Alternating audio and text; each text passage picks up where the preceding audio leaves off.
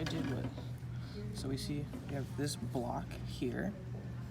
I can go through here, just an arm move, and this one I have white front, orange top.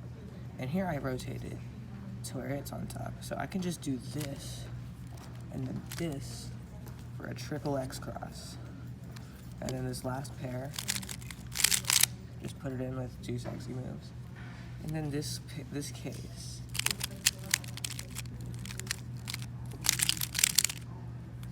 perfect PLL skip with no AUF. Let's do this all one more time. Okay. So once more. So here's how it works. So once I pair this up, and then these, then it'll go down, triple X cross, that to put the last pair in, and then that solves the cube.